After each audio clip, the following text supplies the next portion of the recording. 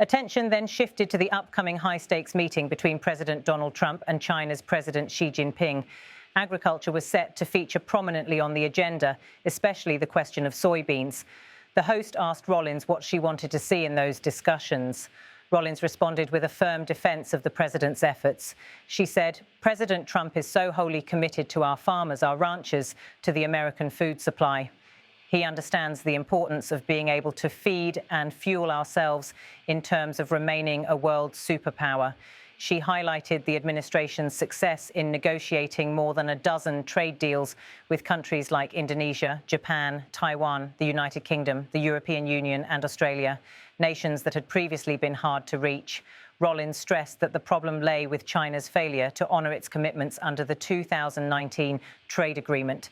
She criticised the Biden administration for not holding Beijing accountable, arguing that this had abandoned our agriculture community, especially our farmers. Rollins added, "The fact that our chief negotiator, the world's, I believe, greatest businessman, our president right now, is unwilling to let any of this fly. Yesterday was another marker, a line in the sand that China needs to stop playing games. We've got to move forward and they need our products."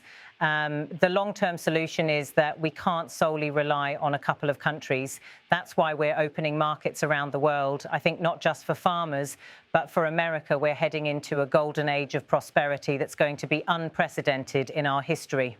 As the APEC summit approached, questions arose about tariffs, an issue that has long been a sticking point in US-China trade relations. Rollins explained that while some tariffs averaged around 10%, others were far higher, depending on the product. She hinted that any future agreement with Beijing would need to enshrine firm commitments. The discussion then turned to the pressing humanitarian challenges caused by natural disasters. The Secretary was asked about the more than $50 million granted to cover agricultural losses in Georgia after Hurricane Helene and another $38 million for South Carolina's recovery efforts. Rollins revealed that the shutdown had stalled the release of these funds, saying, "We can't move any money out to the farmers that Joe Biden abandoned. We were working to ensure we could get them to the next harvest with loans done, but now it's all really tough. This is completely the responsibility of the Democrats, and we've got to get this country moving."